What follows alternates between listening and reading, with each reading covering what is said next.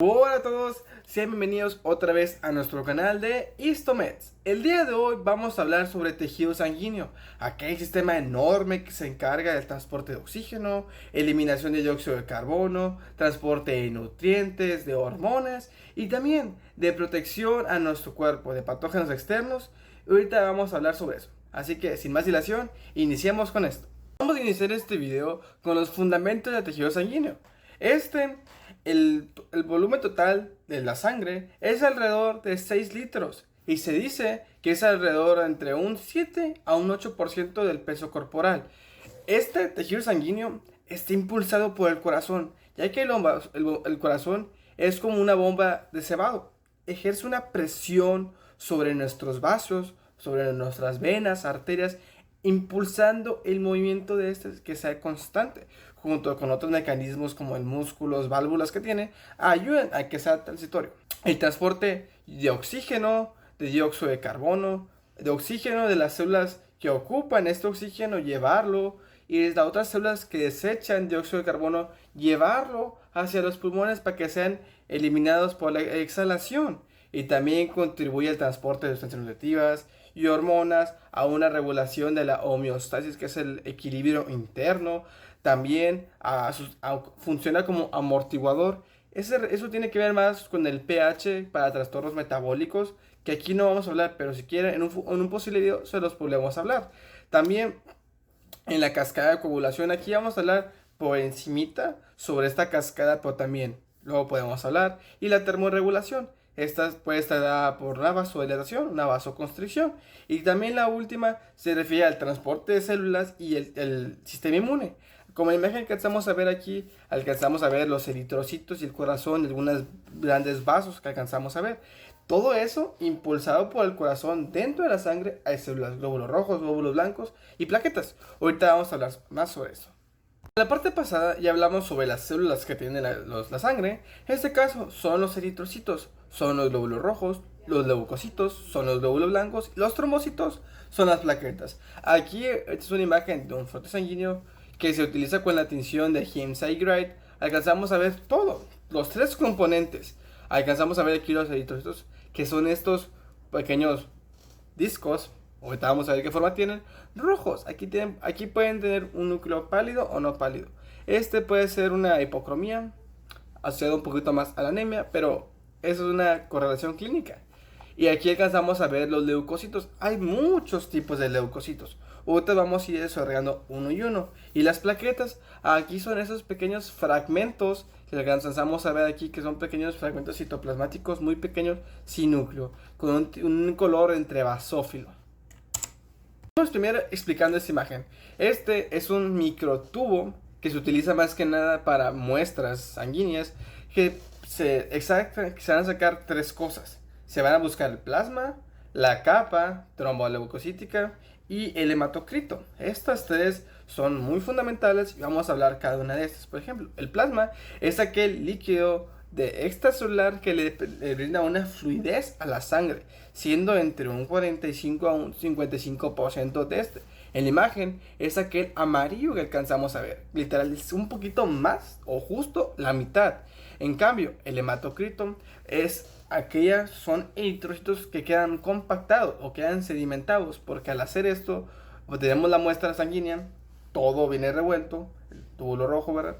Al momento de centrifugar o generar esa fuerza centrífuga, hacemos que los eritrocitos se condensen o se solidifiquen en la base, haciendo el hematocrito. En hombres es normal entre un 41 al 53%, en una mujer es del 36 al 46%. Y en medio de estos vamos a ver la capa trombocitolítica, que es esta. Aquí alcanzamos a ver entre un 1% lo que son leucos y plaquetas juntos. Vamos a iniciar hablando con nuestro primer concepto, que es el plasma. Siendo más del 90% es agua. Funciona como un disolvente para proteínas, para gases disueltos, electrolitos, sustancias nutritivas, moléculas reguladoras y también para material desecho. Todo esto dando una homeostasis del medio interno, o sea, de nuestro cuerpo y también de las células. Pero aparte, aquí vamos a ver una proteína muy importante, que es la albúmina. Esta representa la mitad de las proteínas, o sea, siendo muchas, Y también esta es una molécula muy pequeña, se va a sintetizar en el hígado. Y esta tiene una gran responsabilidad, dado que ejerce fuerzas, gradientes de concentración sobre la sangre y también sobre el líquido extracelular. Y aquí entra el concepto la presión oncoloidosmótica. Esta presión es la que mantiene un líquido tisular adecuado, dado con la albúmina completa. Pero si haber trastornos donde la albúmina o proteínas se suelen perder, aquí la albúmina va a disminuir, por lo cual esta presión ya no va a ser normal y va a causar un edema tisular o un hinchazón como lo conocemos. Sigamos hablando sobre las proteínas más importantes. En este caso vamos a encontrar las globinas. Las inmunoglobulinas son anticuerpos funcionales secretados, en este caso por células del sistema inmune, que son las células plasmáticas. Y las otras, que son las globinas no inmunitarias, son secretadas por el hígado y mantienen la presión osmótica. Como la anterior es la coloidosmótica, que es por la albúmina, esta es la osmótica. Y además va a haber más proteínas de transporte como la ceruplasmina, que es para el cobre, la transferina, que es para el hierro, y la aptoglobina, que es para el transporte de la hemoglobina. Y aparte, la otra, que es el fibrinógeno, es una proteína muy grande sintetizada por el hígado y que esta es siendo muy importante para la cascada de coagulación, para un taponamiento o una fibración de fibrinógeno en este caso. El eritrocito o un glóbulo rojo tiene una forma de disco bien cóncavo. Aquí alcanzamos a ver en la imagen cómo alcanzamos a ver la parte cóncava que tiene en su centro, que alrededor mide de 0.8 micras, pero el diámetro completo del eritrocito mide alrededor de 7.8. Y su función es fijar oxígeno y liberarlo hacia células que lo ocupan. Y a la vez que va a liberar oxígeno, también va a captar dióxido de carbono, que va a ser este desecho metabólico que tienen las células, por lo cual lo van a captar, lo van a llevar a la circulación pulmonar, a los alvéolos. Como son paredes tan delgadas, ahí van a hacer intercambio de gases, o sea, la hematosis. Van a liberar este dióxido de carbono, va a ser eliminado por la exhalación, y a la vez que respiramos o inhalamos, metemos oxígeno. Van a ser captados ahora por esos eritrocitos y van a ser llevados otra vez a la circulación. Estos eritrocitos tienen un promedio de vida alrededor de 120 días, por lo cual son 4 meses. El 1% va a ser eliminado por vejez, porque vamos a ver que hay proteínas que le permiten la flexibilidad y hay un punto de que ya no se pueden flexionar y se van a eliminar. En este caso, el 90% va a eliminar una fagocitosis. ¿A qué se refiere? Van a llegar macrófagos, van a comérselos y el desecho lo van a reutilizar. Esto puede pasar en el vaso, que es el principal lugar, en otro la médula ósea y en el hígado, pero el principal es el vaso. Y la otra, que es el 10%, que hay factores intravascular que desintegran los eritrocitos. Y a la vez van a liberar la hemoglobina. Esta va a ser captada y se va a reutilizar o se suele eliminar por la orina, que va a causar ese color amarillo, junto con las heces va a causar ese color pardo que tienen. El eritrocito en su citoesqueleto tiene proteínas que le hacen ser muy moldeables y muy flexibles, tanto así que puede regresar a su forma original, porque a través de en todo su recorrido el sistema circulatorio tiene que atravesar espacios muy pequeños, alrededor de inclusive de diámetro de 2 micras, por lo cual sabemos que mide alrededor de 7.8 micras. Este tiene que doblarse, meterse de tal manera que pueda atravesar inclusive por los vasos más pequeños que hay y no sufrir o una hemólisis o destruirse a sí mismo. Aquí eso tiene que ver con la vida de este. Si es muy joven o mediana edad, de 2 a 60 días, va a hacer esto perfectamente, inclusive 90, 100 días. Pero si ya está envejeciendo o hay proteínas que ya no le permiten esa remodelación o esa moldeación, esa flexibilidad, va a ser atrapado en el vaso. Porque aquí hay sinusoides, que es el sistema reticular endotelial, que están en espacios muy pequeños. Si este eritrocito no puede atravesarlo, se van a quedar atrapados primeramente. Va a llegar un macrófago y se los va a comer. Como ya dijimos, es el 90%, los va a fagocitar, siendo 90% en el vaso, hígado y médula ósea. El eritrocito tiene una bicapa lipídica. Aquí se encuentran dos proteínas muy grandes. siendo las integrales y las periféricas. Ahorita vamos a iniciar hablando sobre las integrales. Aquí vamos a tener dos proteínas muy importantes, que es la glucoforina C. Esta siendo muy importante para la adhesión de la red de proteínas del citoesqueleto de este tiene, y está debajo o subyacente de la membrana. En la imagen aquí alcanzamos a ver cómo está morada. Alcanzamos a ver la glucoforina C, y también alcanzamos a ver las más proteínas como la banda 4.1, las espectinas, las cadenas alfa, las cadenas beta y muchas más proteínas que estas les dan el anclaje. Aquí se van a adherir. Y luego tenemos la proteína de banda 3. Esta es una proteína transmembrana, siendo muy abundante en la célula. Es esta naranja que alcanzamos a ver en la imagen. Hay dos, pero en proporciones hay muchas más de estas. Y su función es fijar la hemoglobina. Y también va a actuar como un sitio donde las más proteínas, que aparte de anclarse a la glucoforina C, también se van a anclar en la base. Aquí va a estar la anquirina y la banda 2. Estas siendo muy importantes porque afectarse una de estas también suele haber patologías, enfermedades hematológicas. Que ahorita no vamos a hablar, pero podemos hablar luego. Las proteínas periféricas se encuentran en contacto con la membrana interna o con la superficie interna.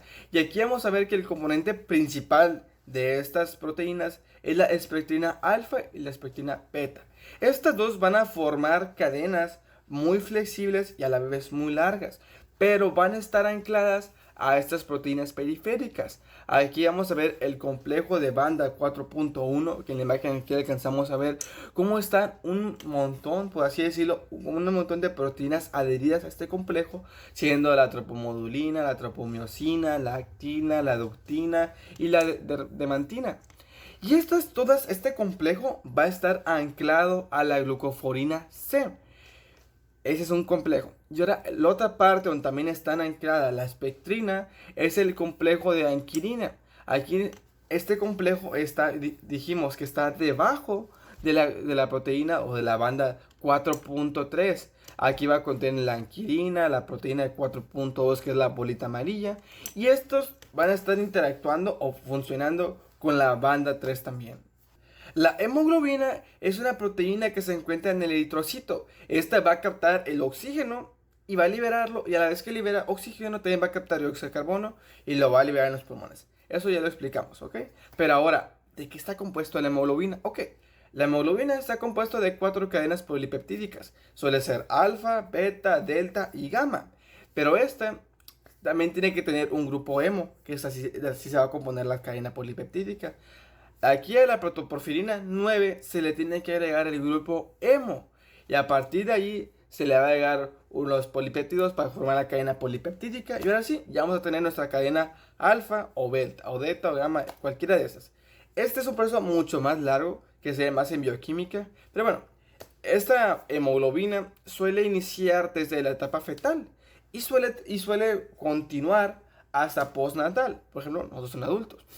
En la vida fetal vamos a conocer lo que es la hemoglobina fetal. Este alrededor es 1% en adultos, pero su composición son 2 alfa y 2 gamma. Y nosotros conocemos como hemoglobina del adulto, son dos cadenas alfa y 2 beta.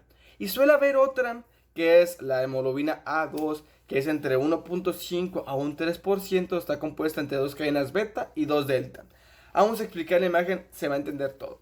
Aquí alcanzamos a ver, desde el primer mes ya se empiezan a producir lo que son cadenas alfa y lo que son cadenas gamma. Esto para que el feto o el producto obtenga esta hemoglobina fetal y le dé todos sus beneficios que da la hemoglobina. Hay muchos más factores también bioquímicos, pero ahorita nos enfocamos nada más en histología. Y luego o mejor dicho, desde el nacimiento, vamos aquí en el número 9, porque son meses de gestación. Aquí alcanzamos a ver cómo la hemoglobina o la que es la cadena gamma casi desaparece, deja de existir, y empezamos a producir lo que son más cadenas beta y cadenas alfa. Con el propósito de ser reemplazada de poco a poco. La fetal va siendo reemplazada por la hemoglobina de adulto, que está reconformado de 2 alfa y 2 beta, y así va a estar formado. Y aquí también se pueden formar las delta, pero como ya dijimos, en mucha menor proporción. Dejando de lado la serie roja, vamos a pasar a hablar sobre los leucocitos o los glóbulos blancos. Estos se suelen clasificar dependiendo si tienen o hay ausencia de gránulos. Aquí vamos a encontrar a los granulocitos, que son neutrófilos, eosinófilos y basófilos. Y los agranulocitos son los linfocitos y monocitos. Ahorita vamos a explicar un poquito más de esto. El neutrófilo mide alrededor entre 10 a 12 micras y tiene múltiples lobulaciones, suele ser entre 2 a 4. Por eso a este, digamos, el neutrófilo se le suele llamar polimorfo nucleares, dado que en las diferentes neutrófilos suele variar sus lobulaciones. Aquí alcanzamos a ver en la imagen como tenemos un neutrófilo que tiene 3 lobulaciones. Y en las mujeres suele haber, digámosle, un apéndice o una pequeña evaginación del núcleo muy pequeña que se le llama corpúsculo de Barr. Este corpúsculo de Barr no es más que nada el cromosoma X de las mujeres inactivado y se alcanza a ver ese pequeño material genético. Pero no, sí tiene importancia clínica, pero solo es para identificar si es hombre o mujer únicamente.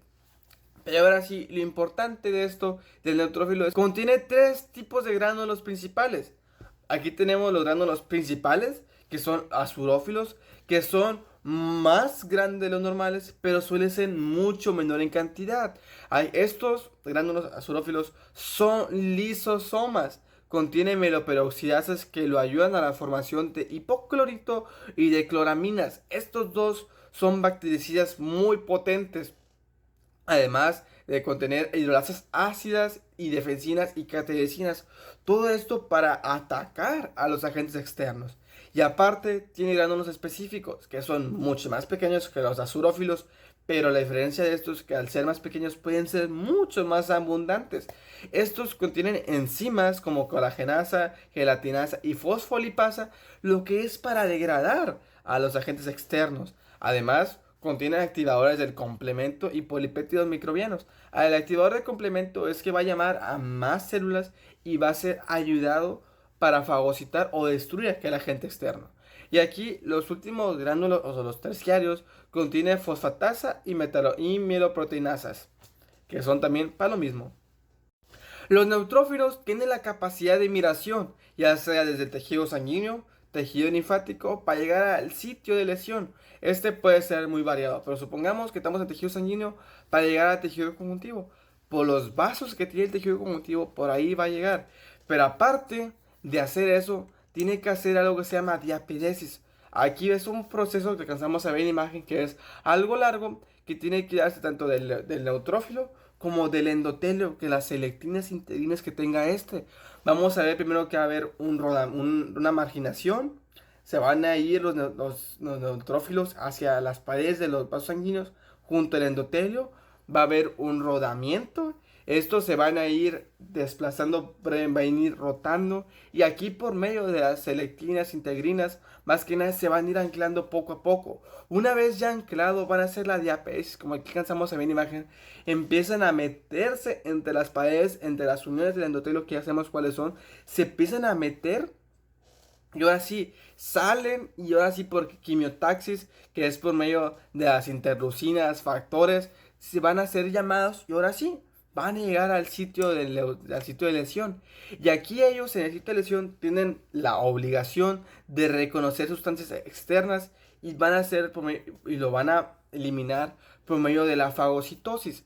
Pero aquí tienen que haber también varios receptores que lo van a ayudar a hacer la fagocitación. El primero es el receptor FC. Este receptor está dado por expuesta de antígenos, pero también por la inmunoglobulina G, que cubre las superficies externas, por lo cual este lo va a reconocer y lo va a empezar a fagocitar. O el otro es la receptores del complemento, que estos van a hacer una osponización. Una osponización es, digámosle, facilitar el anclamiento y la captación de este por medio de, digámosle, proteína C. Aquí alcanzamos a ver la imagen, que es, digámosle, esta bolita de azules. Lo van a captar mucho más fácil, por lo cual el neutrófilo se lo va a comer mucho más rápido, comer o fagocitar. Vamos a encontrar también otros dos receptores, siendo el receptor fagocítico, scavenger o carroñero en español. Este se va a unir a proteínas transmembranas, que se unen a formas modificadas de lipoproteínas de baja densidad. Estos se encuentran en las bacterias, por lo cual va a reconocer bacterias por medio de su, digamos, de su membrana, las va a reconocer y los va a empezar a fagocitar. O el otro es el receptor TOL, muy conocido. Este reconoce patrones moleculares asociados a patógenos, que son los PAMs. Una vez por medio de cualquiera de esos 4 receptores, este lo va a reconocer y lo va a empezar a encapsular por medio de pseudópodos. Aquí en la imagen alcanzamos a ver cómo lo va a empezar, digamos, a abrazar o enrollar a sí mismo. Y una vez, ya sabemos que este proceso ocupa de actina. Esto lo explicamos en el capítulo de célula. Ok, una vez ya encapsulado, va a formar lo que es el fagosoma. Aquí lo alcanzamos a ver este pequeño círculo verde con algo rojo dentro que puede ser el patógeno. Ok, ahora aquí los gránulos específicos o azurófilos se van a empezar a vaciar su contenido en el fagosoma. Ya sabemos lo que contiene y todo esto para eliminar al patógeno extraño. Para causar un estallido respiratorio será necesario tener una mayor cantidad tanto de glucosa y de oxígeno, y todo esto con el fin de sintetizar intermediarios reactivos de oxígeno. Estos son radicales libres, radicales de oxígeno y de hidroxilo, que son muy inestables en los organismos o son muy dañinos a estos. Del primer mecanismo que vamos a hablar de muerte intracelular es el sistema oxidasa del fagocítico. Este va a ser a partir de glucosa. Iniciamos con la glucosa aquí con su transportador, puede ser cualquier GLUT. Y aquí ya sabemos que la glucosa tiene muchas vías metabólicas. Aquí la que nos importa es la de fosfato pentosa, que esta ya sabemos que su producto es el NADPH. Y aquí este NADPH va a ser muy importante porque va a donar un ion hidrógeno.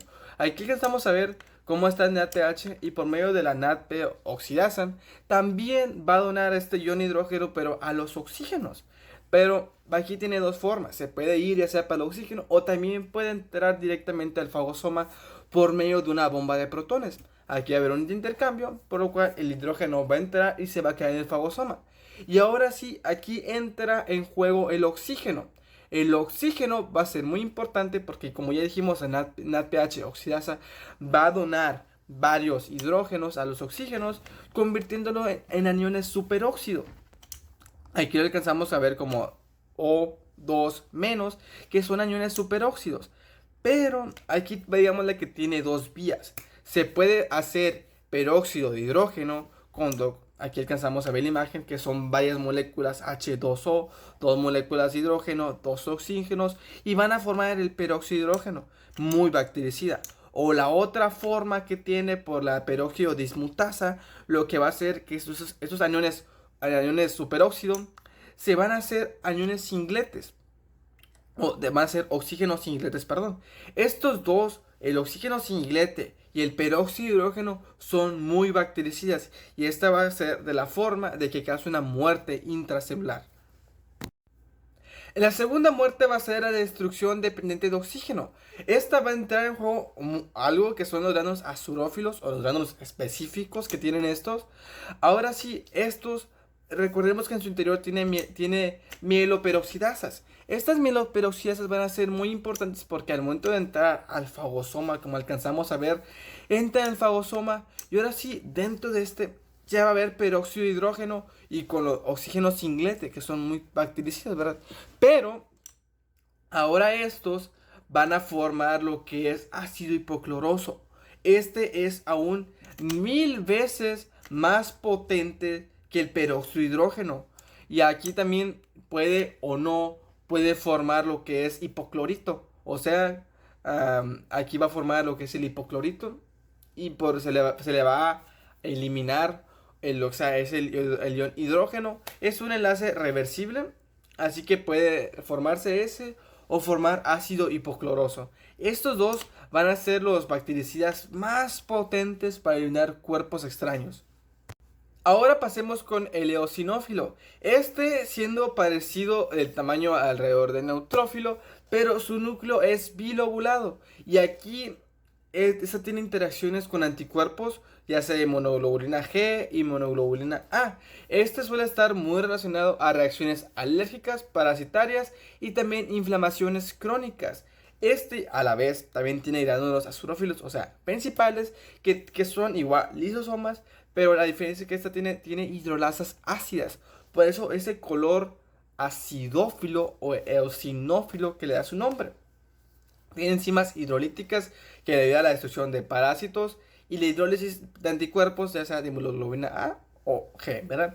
Aparte también tiene gránulos específicos, o sea, gránulos secundarios, que tiene cuatro proteínas. La proteína básica mayor, que esa también le da su color acidófilo o eosinófilo, para la acidofilia intensa que se presenta. La proteína catiónica, la proteína neurotóxica derivada de eosinófilo y la peroxidasa de eosinófilo. Pasamos al basófilo. Este tiene abundantes gránulos de gran tamaño en su citoplasma de color basófilo que nos impide ver exactamente cuál es la forma de su núcleo, pero su núcleo es lobulado. Tiene gránulos azurófilos que contienen enzimas hidrolasas ácidas lisosómicas como los pasados que ya vimos, pero la especialidad o la cualidad que tiene es en los gránulos específicos. Y aquí va a tener la heparina, que es un anticoagulante, va a tener heparina, heparan sulfato, que son vasodilatadores. Estos van a ser muy conocidos en patologías como en el asma. Va a entrar lo que es la histamina y va a haber una vasodilatación, una permeabilidad, pero bueno, es otra plática. También va a ser la formación de leucoteros que va a provocar la contracción del músculo liso, tal como en el asma. Y también va a promover la síntesis, ya sea de interleucina 4, la 13, y estas ambas van a promover la síntesis de monoglobulina E. Dejando de lado ya a los glóbulos blancos granulocitos, que son neutrófilo, eosinófilo y basófilo, que ya los vimos, ahora vamos a pasar a los agranulocitos. Iniciaremos primeramente con los linfocitos. Estos son los agranulocitos más abundantes, representan alrededor del 30%. Estos se suelen encontrar en linfa, pero son células inmunocompetentes que no pueden presentar o reconocer antígenos, por lo cual estos tienen que pasar por un periodo de maduración que dependiendo si es timo o es vaso, va a depender su actividad inmunitaria que va a tener este. Ahorita vamos a ver primeramente sobre los linfocitos T.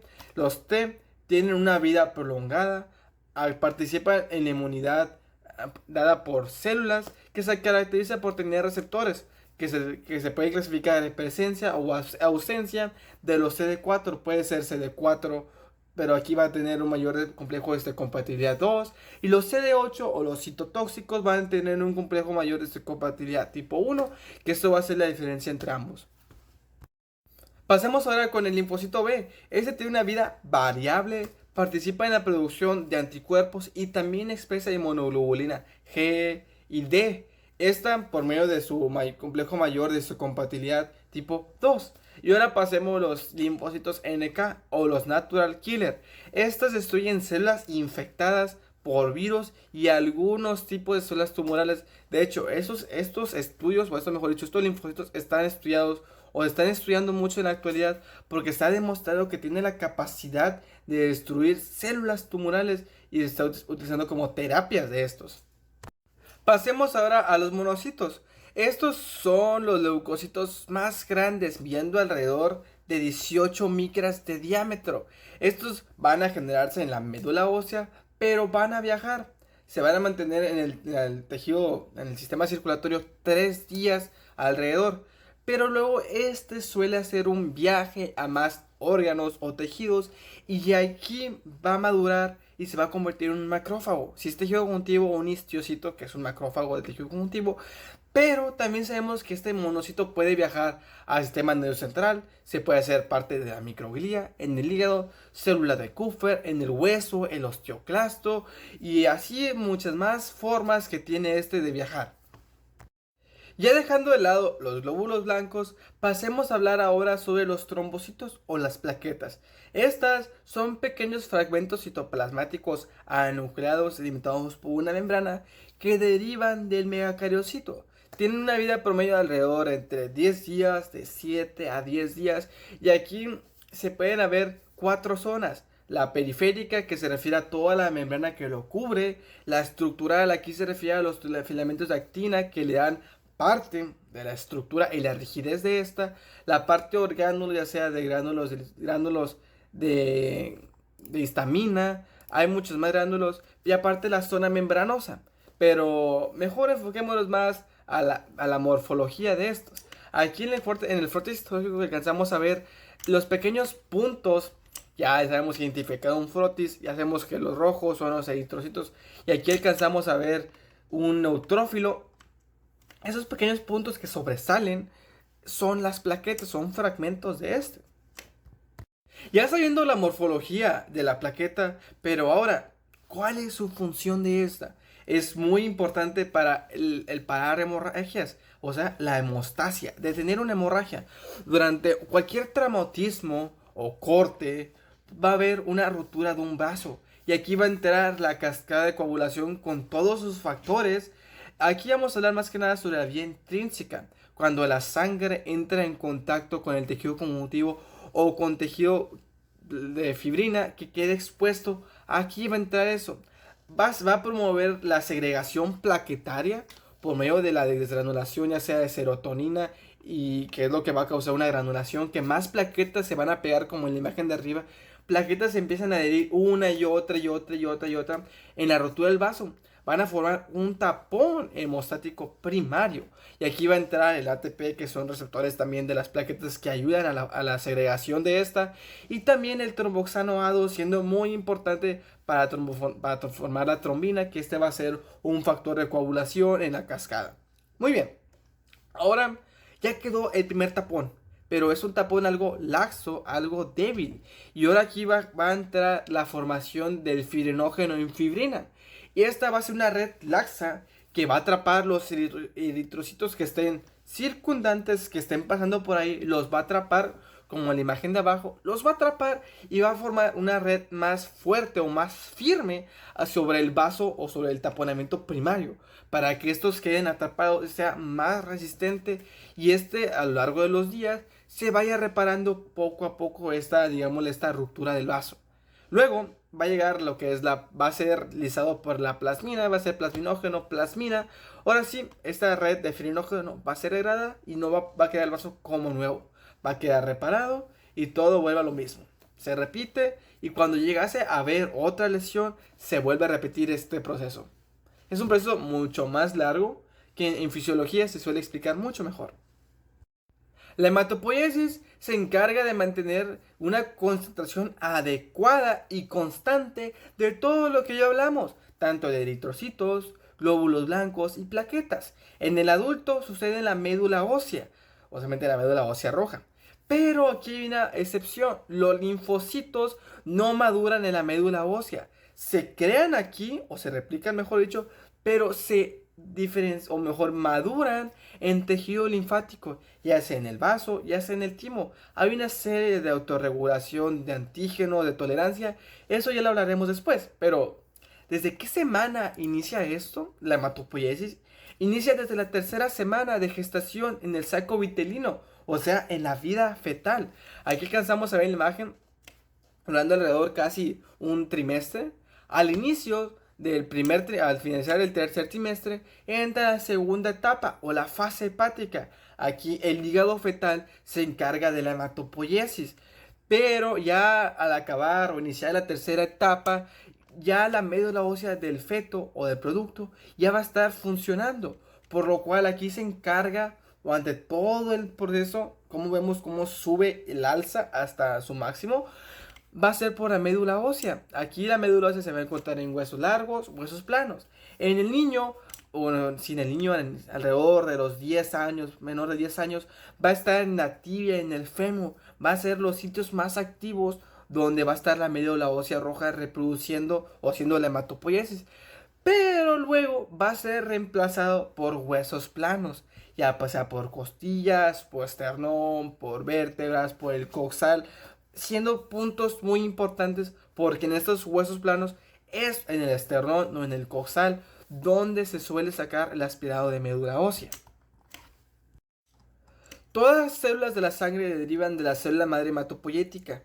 Aquí alcanzamos a ver la imagen que es la que va a iniciar el árbol, digamos así, el árbol genealógico de las células, que en realidad más que nada es como una línea de linaje de la hematopoiesis, perdón. Aquí alcanzamos a ver que la célula madre hematopoyética se puede diferenciar en la célula linfoide común. Y aquí va a dar a todos los linfocitos, a los NK, a los T y a los B, que esos tienen que madurar, recuerden, en tejido linfático. Pero también puede esta misma célula madre hematopoyética también dar a la célula mieloide común, que esta tiene dos vías. Puede ser la granulocítica monocítico, que esta va a dar a todos los neutrófilos, eosinófilos, basófilos, monocitos, células dendríticas, a todo eso, pero a la vez también esta puede dar a la célula progenitora megacardiocítica eritroide, que va a dar a los eritrocitos, a los megacardiocitos, a la vez estos van a dar las plaquetas. Así que ahorita iremos desarrollando cada una de estas vías y los factores que las potencializan o las diferencian una y otra. Vamos a iniciar sobre la eritropoyesis. Ya dijimos que la célula progenitora mieloide común va a dar a la célula progenitora megacardiocítica eritroide, que esta va a ser muy sensible a la eritropoyetina. Esta eritropoyetina es una proteína que se va a sintetizar en el riñón. Esta junto con la interleucina 3 van a hacer que se diferencie de la mieloide común a la megacardiocítica eritroide. Y ahora, una vez aquí, la eritropoyetina sigue haciendo su función de favorecer a la maduración de estos, va a hacer que se exprese un factor de transcripción, el GATA1, que va a dar el origen, ahora sí, al pluritroblasto. O sea, que de megacardiocítica eritroide pase a un pluritroblasto y así continúe esta línea de eritrocito, que ahorita sigamos hablando sobre este. Que ahora, aquí en la imagen alcanzamos a ver los estadios que tiene el eritrocito como inmaduro hasta ser un eritrocito maduro. Vamos a tener un proeritroblasto. Este mide alrededor de entre 12 a 20 micras con un núcleo esférico como alcanzamos a ver aquí en la imagen. Aquí se van a empezar a acumular los componentes necesarios para la producción de hemoglobina. Este estadio dura alrededor de unas 24 horas. Y luego seguimos bajando, tenemos el eritroblasto basófilo. Es más pequeño, mide 10 a 16 micras, tiene una basofilia más acentuada, esta por la gran cantidad de ribosomas que tiene, que van a ser necesarios para la formación de hemoglobina. Esta fase igual dura alrededor de 24 horas. Y la otra etapa, que es el proeritroblasto policromatófilo, que aquí ya empieza a perder esa basofilia fuerte. Aquí es la última etapa donde se suele dividir el eritrocito. Seguimos con el eritroblasto ortocromófilo.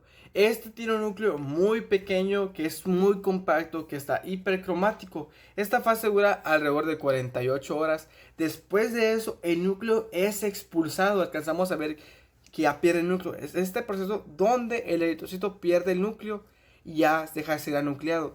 Y aquí suele haber algunos restos citoplasmáticos o de nucleares del núcleo que se suelen llamar Holy Jolly. Y ahora vamos a pasar ahora sí al reticulocito o conocido como eritrocito policromófilo. Este pasa los sinusoides medulares con una ligera basofilia porque todavía permanece en la médula ósea y después de 24 horas van a pasar a circulación periférica, aquí donde se puede hacer conteos de reticulocitos, y luego de otras 24 horas, o sea, tiene que llegar 2 días al sistema circulatorio para que este ya sea un eritrocito maduro. Las plaquetas se van a formar de la misma célula, la célula progenitora mieloide, y esta bajo la influencia del factor estimulante de colonias granulocitos, los macrófagos, más interleucina 3, se van a diferenciar las células progenitoras megacardiocíticas eritroides. Ok, llegamos al punto de que ya estamos en la célula megacardiocítica eritroide. Esta célula se tiene ahora que diferenciar bajo la trombopoyetina. Es una hormona sintetizada en el hígado y en mucha menor medida en el riñón, pero como principal es en el hígado. Ok, y ahora aquí empezamos a ver cómo la célula empieza a tener una mitosis. Bueno, esa es una tipo de especialización de la mitosis, porque sí, van a duplicar los cromosomas, pero no va a haber cariocinesis ni citocinesis, o sea, el núcleo no se va a dividir y el citoplasma tampoco se va a dividir, siendo un mismo núcleo lobulado y el mismo citoplasma, pero va a ir creciendo. Entre más copias tengas del material genético, más plaquetas va a formar este megacariocito. Por lo cual, estas endomitosis, así se llaman, van a formar que la célula sea alrededor de un diámetro entre 50 a 70 micras, muy grande a comparación de un eritrocito. Así que este núcleo, dijimos, es multilobulado. Este tiene que ganar los azurófilos y la cosa. Pero lo importante es que estos no van a caer por el sinusoide medular. Son espacios muy pequeños, por lo cual este va a ser unas proplaquetas. Aquí en la imagen alcanzamos a ver, es una evaginación del citoplasma. Este citoplasma va a quedar libre, o sea, va a quedar entre sinusoides. En un punto este se va a fragmentar, se va a ir rompiendo, haciendo que se liberen así las plaquetas. Ahora sí, el sinusoide va a dar un vaso, por lo cual ese vaso ahora sí va a quedar en la circulación sistémica. Ahora sí, dentro de esta van a recorrer todas las plaquetas que liberó este megacariocito. Pasemos a la granulocitopoiesis. Ya sabemos de la célula madre hematopoyética, se va a dividir a célula mieloide común. Ya tiene dos, ya dije, explicamos la pasada. Ahora vamos a pasar a la célula progenitora de granulocito monocitos. Aquí va a haber un factor estimulante de colonias, el granulocito macrófagos, más interleucina 3, va a ser la diferenciación de esa célula.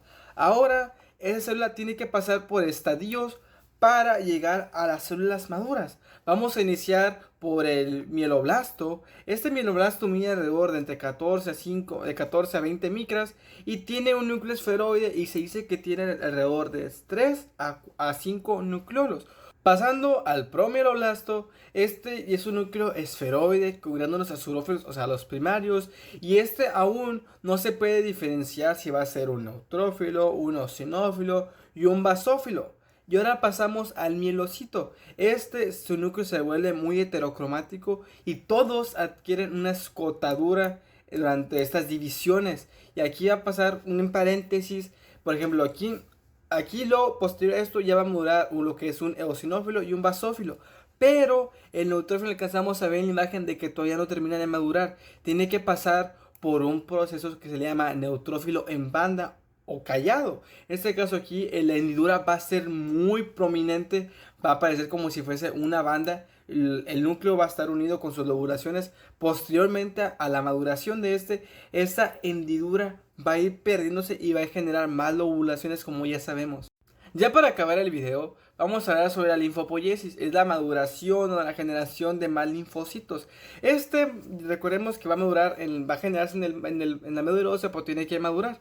Vamos a iniciar con linfocitos T. Aquí tiene que ver mucho el factor de transcripción GATA3, lo que van a hacer que estos linfocitos T salgan de la médula ósea y vayan hacia el timo. Aquí van a ver su maduración, va a haber una selección, ya sea CD4 o CD8.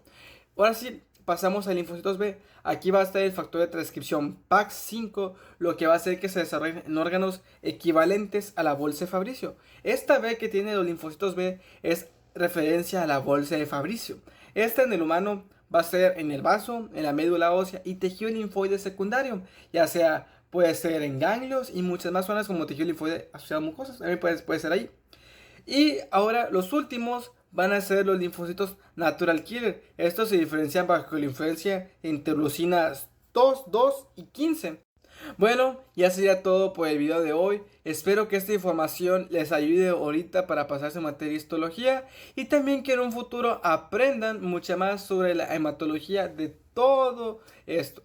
Ya saben que nuestra bibliografía es Atlas Histología Ross, 9ª edición. Así que sin más que decir, muchas gracias por la ponencia, por llegar hasta acá.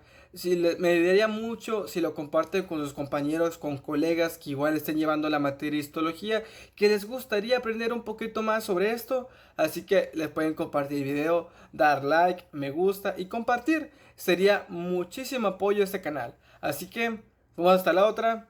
Bye.